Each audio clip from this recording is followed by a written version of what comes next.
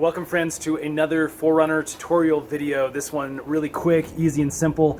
It is summertime here in Colorado, which means lots of road trips.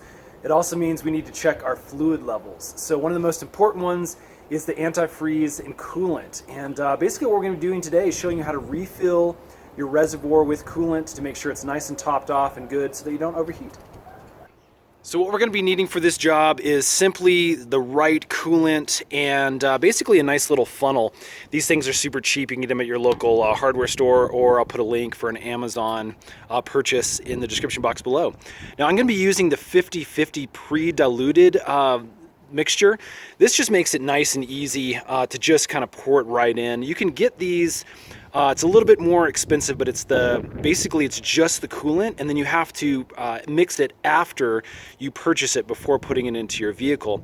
Obviously getting that right mixture is very important. So again, just to save time and energy, I went ahead and bought the pre-mixed formula ready to go.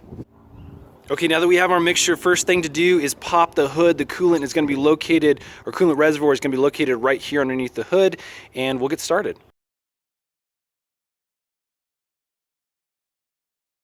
Okay, for 2003 through 2009 Toyota 4Runners, you're going to find the coolant reservoir right up here, and basically you just pop this cap off, and that allows us to stick our funnel straight down into the reservoir and be able to fill it up. Now again, you don't necessarily need this funnel, but again, you have to have a real steady hand to be able to pour this guy in.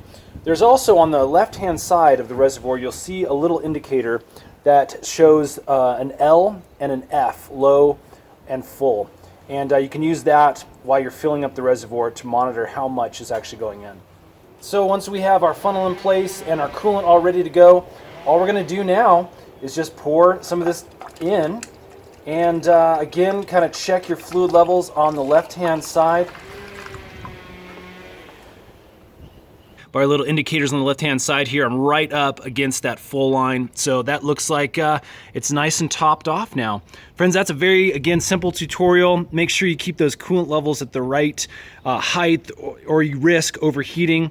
Again, very, very simple. You can go grab one of these Prestone bottles at your local auto parts store for right around 15 to 18 bucks, or I'll put a link in the description box below if you want to grab it on Amazon.